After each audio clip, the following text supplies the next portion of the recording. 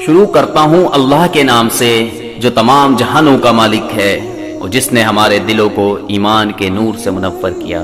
حضرت مریم کے بیان میں آپ کو بتا چکے ہیں کہ حضرت عیسیٰ علیہ السلام کی پیدائش کس طرح اللہ کے حکم سے ہوئی اور اللہ تعالیٰ نے آپ کو بچپن میں بولنا سکھا دیا۔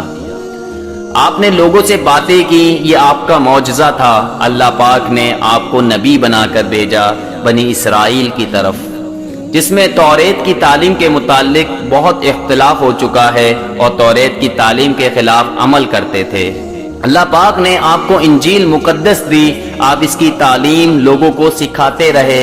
اللہ تعالیٰ نے آپ کو بڑے بڑے معجزے عطا کیے تاکہ لوگ ان کو دیکھ کر ایمان لے آئیں۔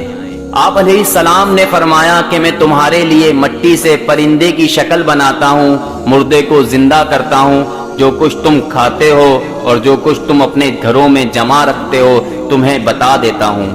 میں توریت کی تصدیق کرتا ہوں، بعض چیزیں تم پر حرام کر دی گئی تھیں انہیں تمہارے لیے حلال کرتا ہوں۔ میں تمہارے پاس رب کی نشانیاں لے کر آیا ہوں، تمہیں ایک رسول کی خوشخبری دیتا ہوں جو میرے بعد آئے گا، ان کا نام احمد ہوگا۔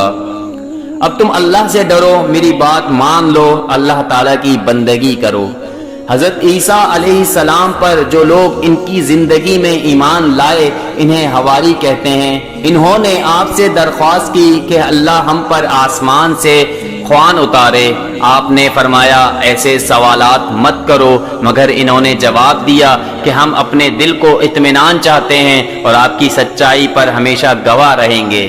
جب ان لوگوں کا اصرار بڑھ گیا تو آپ نے یوں دعا کی کہ اے میرے رب، ہم پر آسمان سے خوان اتار جو ہمارے اگلوں اور پچھلوں کے لیے عید ہو اور تیری ایک نشانی ہو۔ اللہ تعالیٰ نے جواب دیا کہ میں اس کو تم پر اتاروں گا، لیکن اگر اس کے بعد تم میں سے کسی نے ناشکری کی تو میں اس کو بہت سخت سزا دوں گا۔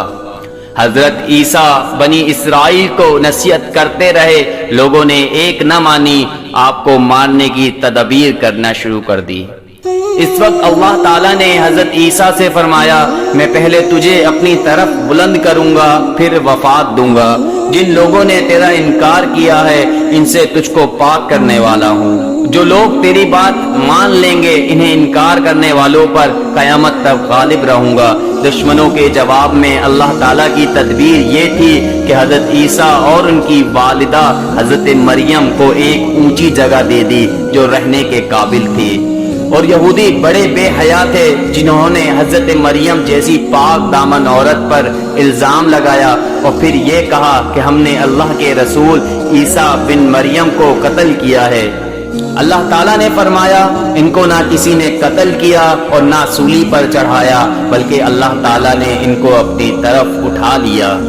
حضرت عیسیٰ علیہ السلام تمام عمر اپنی قوم سے یہی کہتے رہے کہ میں اللہ کا بندہ ہوں اور عبادت کے لائق صرف ایک اللہ ہے، لیکن ان کے دنیا سے تشریف لے جانے کے بعد ان کی قوم یعنی عیسائی گمراہ ہو گئے اور کہنے لگے کہ حضرت عیسیٰ علیہ السلام اللہ کے بیٹے ہیں، اور یوں کہنے لگے خدا تین ہیں، ایک اللہ تعالی، دوسرے حضرت جبریل اور تیسرے عیسیٰ مسیح۔ یہودی اور عیسائی دونوں نے اپنے نبی کو خدا بنا لیا یا ان کو خدا کا مرتبہ دے دیا۔ کہیں مسلمان بھی اپنے نبی کو خدا نہ بنا لیں، اس لیے کلمہ دوم میں مسلمانوں کو سکھا دیا گیا اشہد اللہ الہ الا اللہ و اشہد ان محمدن عبدہ و رسولہ، یعنی میں گواہی دیتا ہوں کہ اللہ کے سوا کوئی عبادت کے لائق نہیں، اور گواہی دیتا ہوں کہ محمد صلی اللہ علیہ وسلم اللہ کے بندے اور اس کے رسول ہیں۔